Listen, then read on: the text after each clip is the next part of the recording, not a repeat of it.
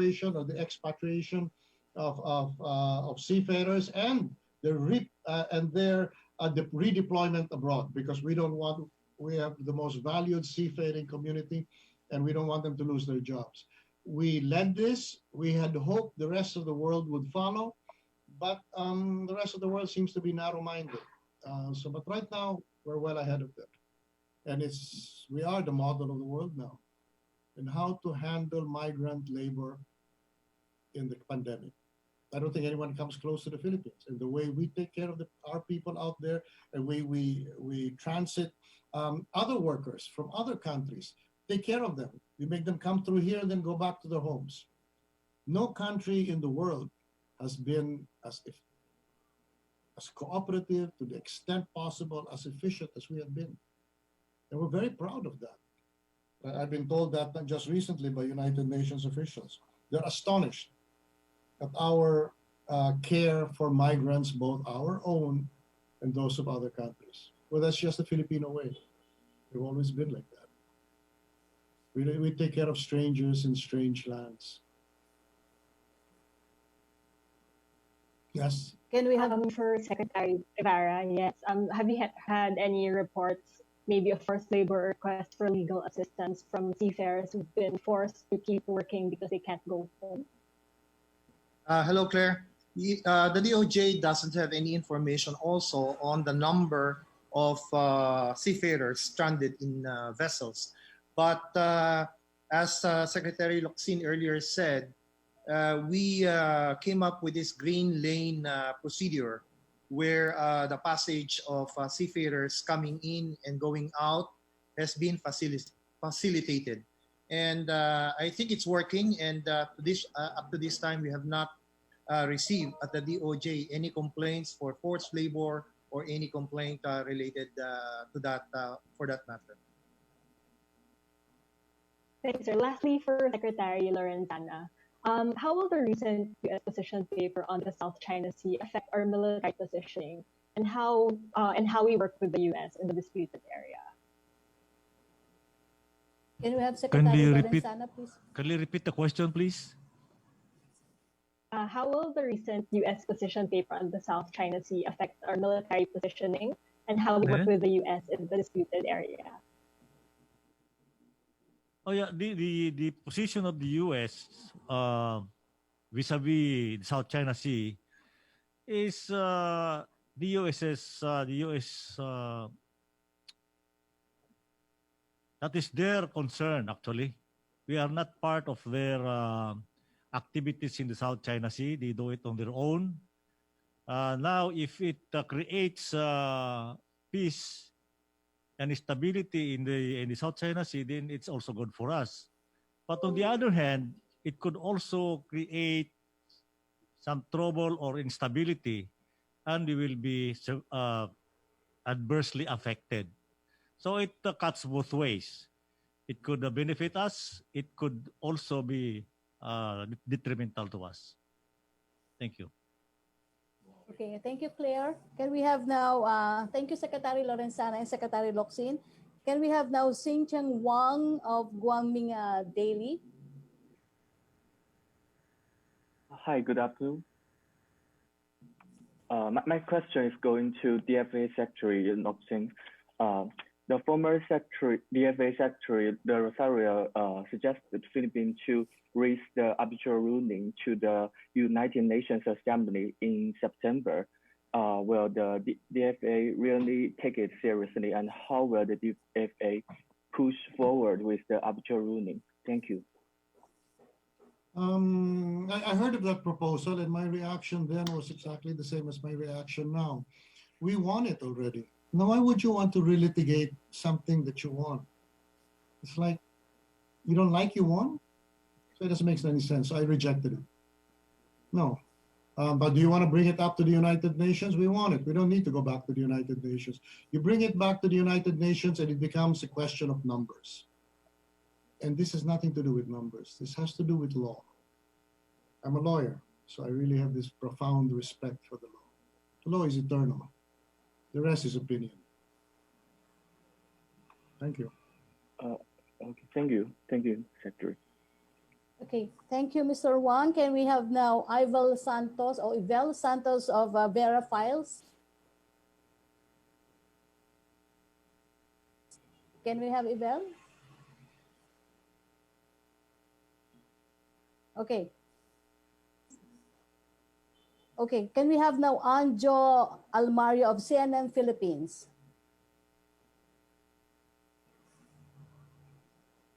Wala rin si Aljo. Yeah. Hi, Anjo, Yusek. yeah. Yeah. Anjo, go. My question is for Justice Secretary Guevara. Secretary Guevara, Hi, please. Sec. Joe, good afternoon. Yeah.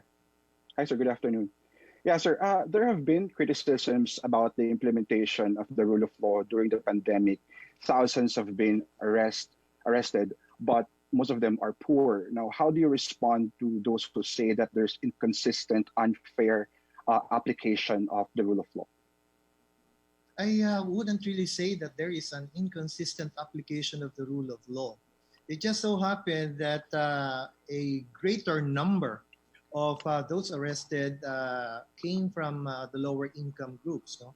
And that's simply because they're the ones who were caught on the streets, no? And for that reason, since they have been found, or at the time of their arrest, were found to be violating certain quarantine rules and regulations, kaya sila marami, no? Kaya, pero at the same time, those whom we may say belong to the upper income groups, no, or people who are known in society, by and large, they are also charged and prosecuted, no. Of course, we know the celebrated case of one senator, na in the beginning was thought to be being given preferential or special treatment by law enforcement agencies as well as by the DOJ. But we all know that that's not true. And as a matter of fact, the preliminary investigation is going on.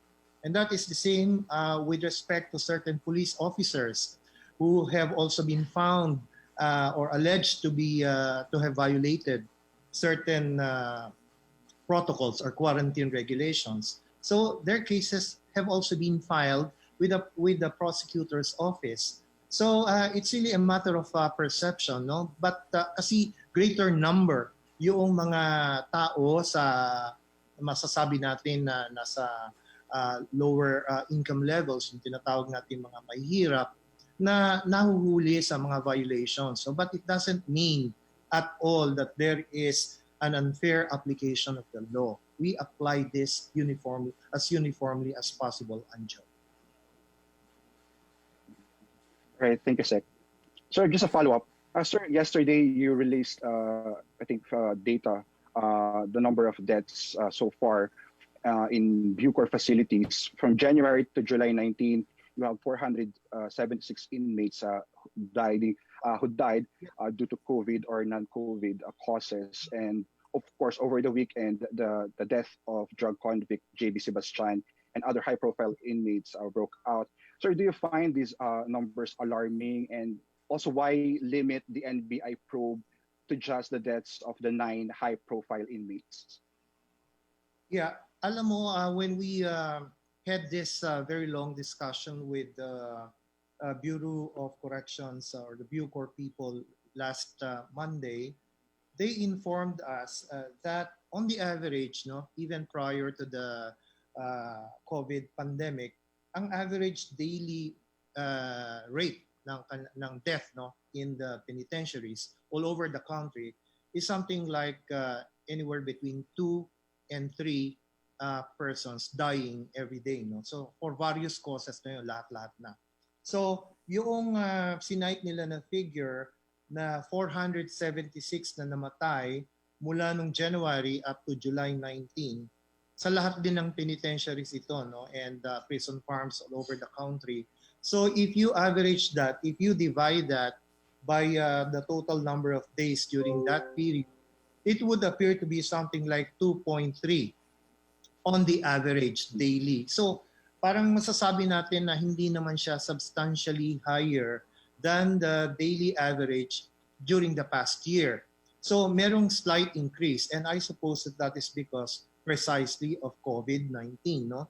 So yung 21 na namatay for COVID-19, hindi naman lahat yan mga drug offenders, no? Siyam lang sa kanila ang drug offenders. 3 of them came from the Correctional Institute for Women and 9 from the general population. At yung mga namatay sa COVID-19, karamihan sa kanila ay may pre-existing illnesses na, no? Mostly respiratory. Kaya konti lang talaga yung namatay actually for COVID-19. Now, your question as to why we are focusing our investigation on the 9 drug offenders who died of COVID-19.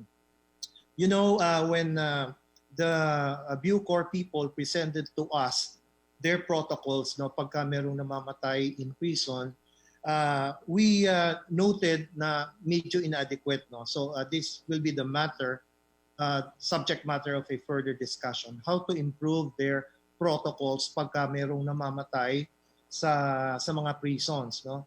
But you know, so many stories, so many theories have been swirling around na parang dinidispute na ang ikinamatay nga ay COVID-19 itong mga convicted drug offenders na ito.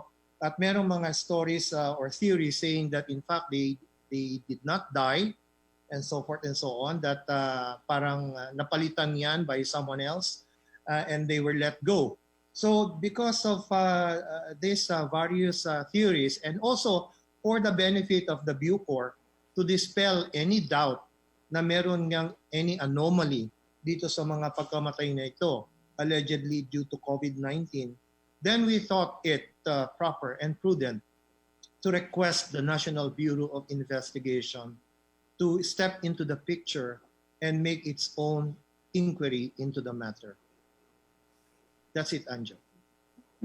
Okay, thank you, Alright, Aljo. thank you, Thank you, Secretary Guevara. Can we have Ibel Santos? Nandito na ba si Ibel Santos?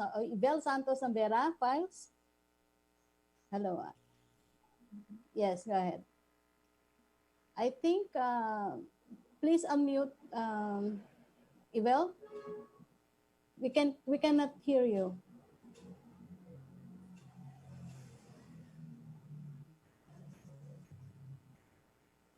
Okay. Okay, puntahan muna natin si, ayan, okay. Can you hear us, Ibel?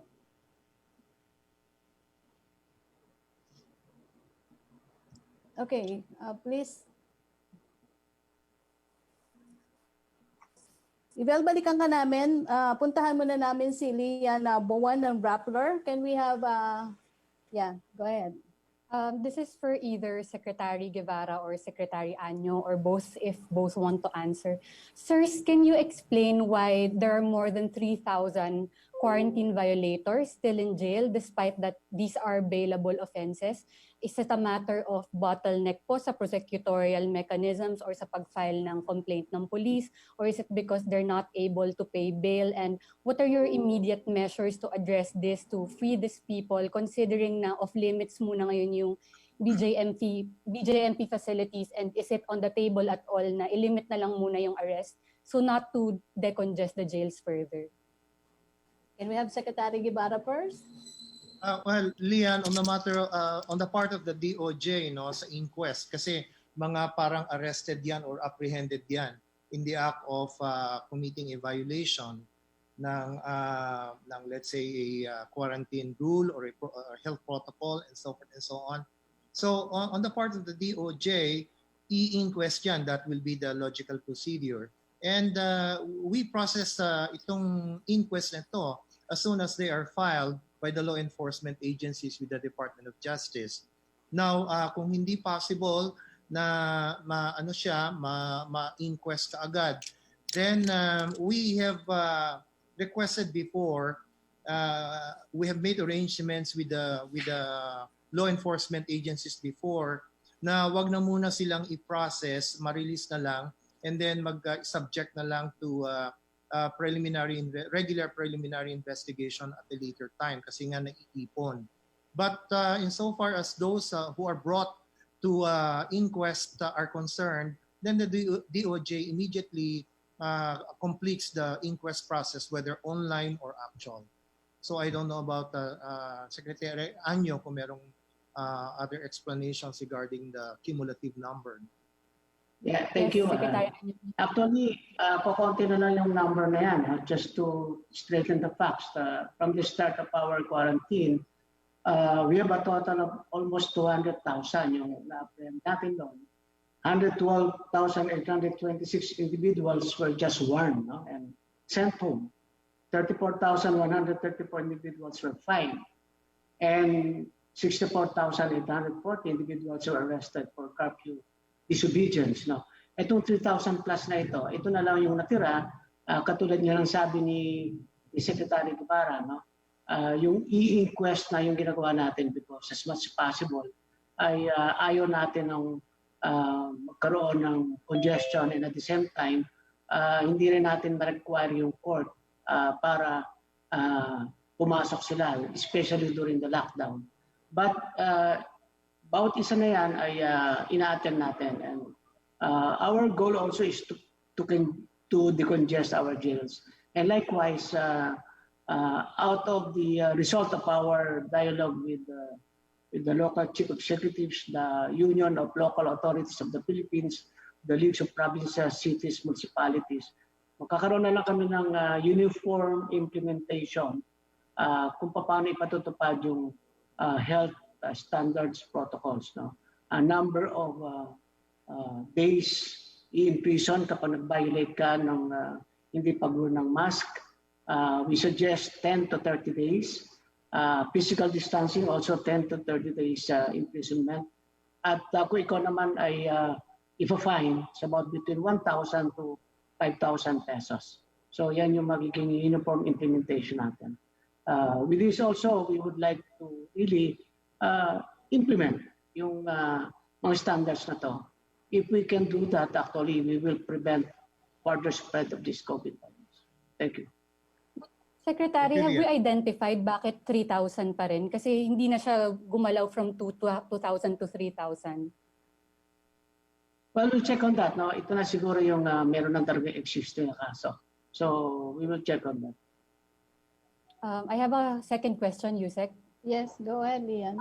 This is for either Secretary Anyo po ulit or Secretary Lorenzana about the anti-terror law. The Justice Secretary Guevara said it may be prudent for law enforcement to wait muna for the IIR before implementing the law. What do you make of that? And are you heeding the call of the Justice Secretary to not implement muna the anti-terror law while waiting for the IRR?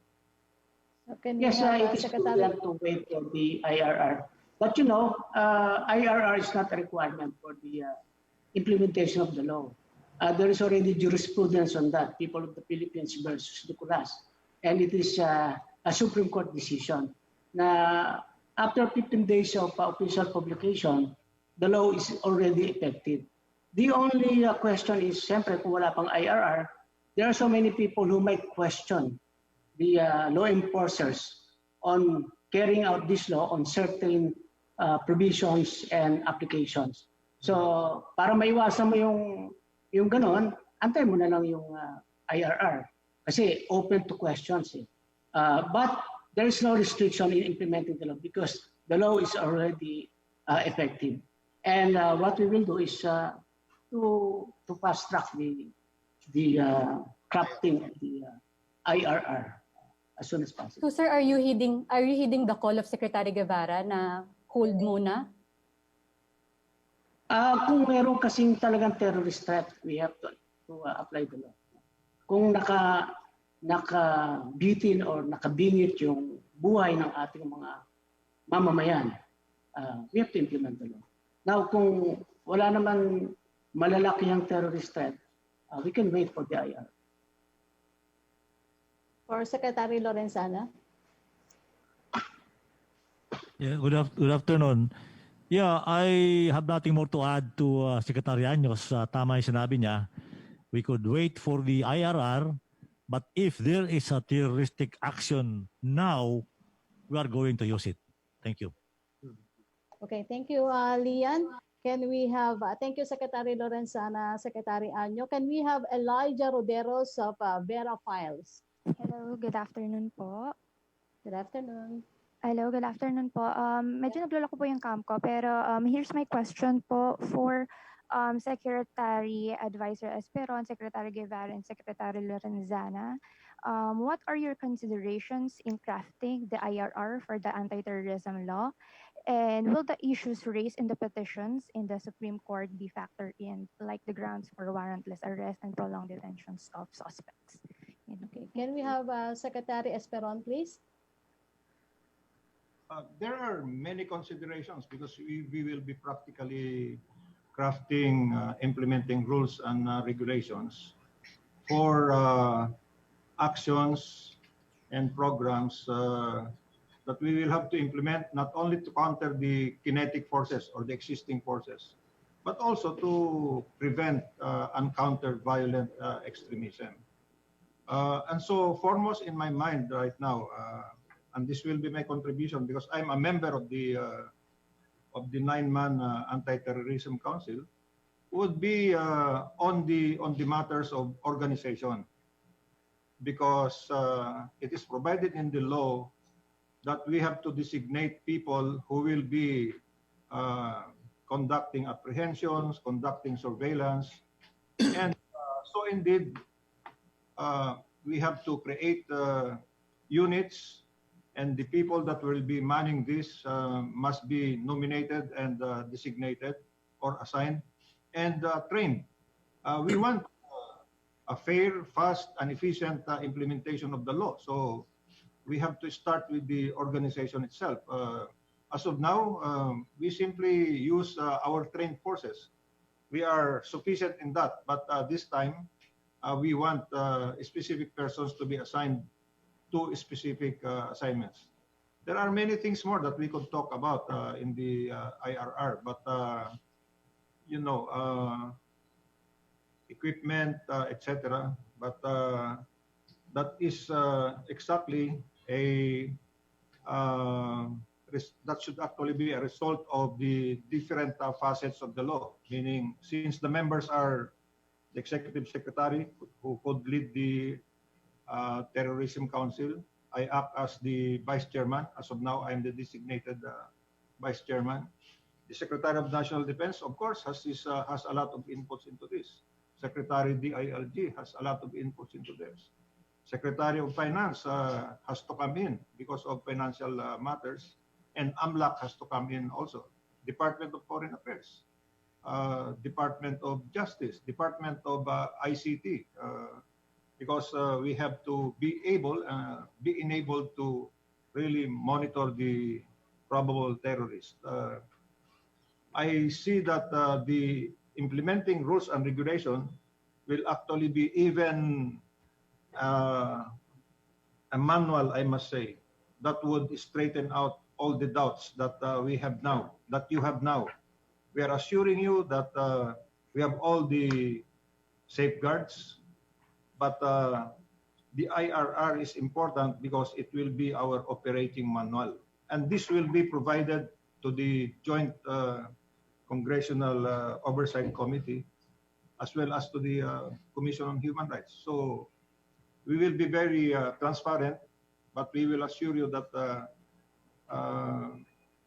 what we really want to accomplish is to defeat the terrorists, especially the matter of foreign terrorists. Because in the Human Security Act that this act repealed, the FTFs, foreign terrorist fighters, were not covered. And this time also, the Anti-Terrorism Council has to come up with what we call the Preventing and Countering Violent Extremism programs, which covers all the 5 vulnerable sectors of society. So there's a lot that we should be doing there. Thank you, We will Secretary have Esperon. our own. Thank you.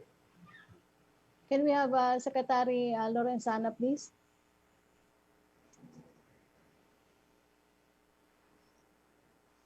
Secretary Lorenzana. I think Secretary Esperon has already covered everything. I had nothing to add. Thank you. Okay, Elijah, do you have any question? Yes po. I have a question for DOF ASEC Paula Alvarez or NEDA Yusek Zambila. As Okay. mentioned all over the news, the COVID-19 pandemic has pushed our kababayans here in NCR to go back to their provinces because they don't have work or they don't have businesses anymore. Thus, they remain in their provinces until the economy fully reopens and the pandemic ends. Can you provide any update on the promise of the President Duterte last SONA 2019 to encourage more investments in the countryside? How much foreign and Filipino investments approved for other regions besides NCR today? Can we have ASEC Alvarez or from NEDA?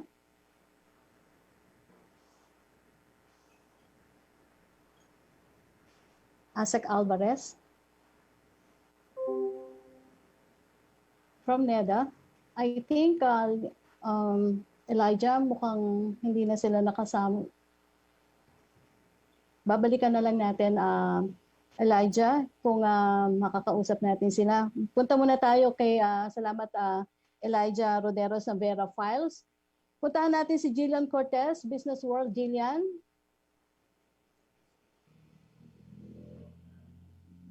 Can we have Jillian now? Go ahead, Jillian.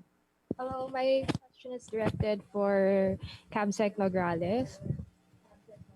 So Secretary Roque said that for President Duterte's SONA, he will be focusing on the COVID-19. So what are measures he will be emphasizing in his address?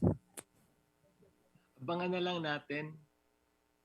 natin, no? Ayaw natin pangunahan si Pangulong Duterte. Pero ang naging mabuti dito sa ating pre-SONA forum is at least naibahagi na po natin sa ating mga kababayan kung ano na yung mga nagawa natin, mga programa na ginagawa natin at patuloy natin gagawin maging this year, 2020 hanggang sa next years. And then yung ating mga bagong programa panlaban sa COVID-19. So dahil na ibahagi na natin, then si Pangulong Duterte now is free to discuss other matters. Kaya minabuti ni Pangulo na dito sa SONA niya, dahil na ibahagi na po sa pre-SONA yung iba't ibang mga aspeto ng governance, ay libre na po si Pangulo to discuss ano naman yung actions, plano, at ang mga roadmap niya, kumbaga, in terms of handling, fighting, and conquering this pandemic. So still on the SONA, sir. So besides his priorities in combating the COVID-19 crisis, will he discuss more economic reforms, the Cha-Cha, or maybe even the death penalty, which were all mentioned in his past addresses? Dahil ang kausap niya doon sa SONA at ang physical presence niya ay nandun sa Kongreso, maaari rin po niyang banggitin yung ano pa ang mga priority legislation niya. So because it is not only an address to the people but addressing also the legislators, then he may also talk about legislative priorities niya. And going into the, kumbaga, next 2 years, marami pa tayong mga low-hanging fruits in terms of legislation and possibly new legislation that we want to push forth, especially in battling this COVID-19 pandemic. Okay, thank you very much. Okay, thank you, Jillian. May pahabol po na question from Raisa Robles for Secretary Lorenzana and for Secretary Locsin. Ang tanong po niya, U.S. Secretary of Defense Mark Esper said on Tuesday he hoped to visit China by the end of the year to improve crisis communications channels and address other areas of mutual interest, even as he condemned China's maritime activity in the South China Sea. What is the Philippines' view on this? What implications would U.S. Defense Secretary Esper's visit to China have on the current situation in the China Sea, and what would you see as an ideal outcome for Secretary Locsin and Secretary Lorenzana? Can we have Secretary Locsin first? You're talking about the comment made by Defense Secretary Esper? Yes, Secretary. Well, that's interesting. I take note of his observations. I Secretary don't think I'm Lorenzana. required to respond to it. Thank you so much. Okay. For Secretary Lorenzana, please. You're asking my reaction to the visit of Secretary Esper to China? Yun ba yun? Sir, ulitin ko na lang po yung question niya. Oo. U.S. Secretary of Defense Mark Esper said on Tuesday he hoped to visit China by the end of the year to improve crisis communications, channels, and address other areas of mutual interest, even as he condemned China's maritime activity in the South China Sea. What is the Philippines' view on this? What implication would U.S. Defense Secretary Esper's visit to China have on the current situation in the China Sea? What would you see as an ideal outcome? I think it's good that Secretary Esper is planning to go to China to talk to his counterpart. You know, if the two superpowers will discuss things, especially concerning the South China Sea, it will be good for us here in the region. So it's good for us. I think I agree with that plan to discuss, to go there and talk to each other. Thank you. Okay, thank you, Secretary Locsin. Thank you, Secretary Lorenzana. For Secretary Simatu, can we have Secretary Simatu? Yes, go ahead. Yes, Secretary, I have a question from Ted Cordero, GMA News Online. Can you confirm that some mining operations suspended by the late Secretary Gina Lopez are now about to resume? How many are given the go signal to resume, and what companies are they? Yung mga dumaan lang sa proper nag-submit ng for consideration sa DENR ay meron naman nagkaroon ng audit ng aming mga technical experts pumunta doon sa mga mining companies na suspended by the former Secretary Lopez. Out of that, 13 na napunta sa DNR, then 14 napunta sa Office of the President. So yung sa amin sa DNR ay dumaan na ito sa audit team, meron na silang mga recommendations. May mga iba naka-comply na sa mga corrective measures, yung mga hindi pa. So yung mga hindi pa ay talagang tutuloy pa rin naman nila yung kanilang compliance bago naman sila they will be allowed to open.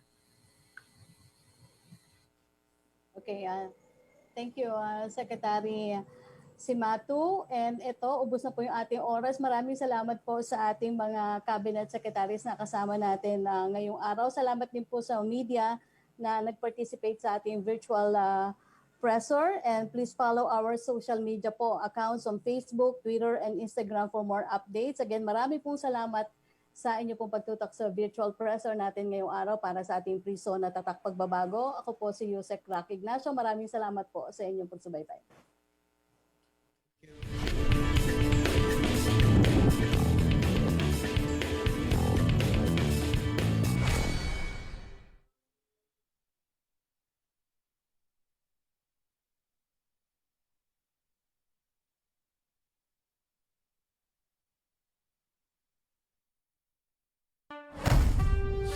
Patuloy pa rin ang laban natin sa COVID-19.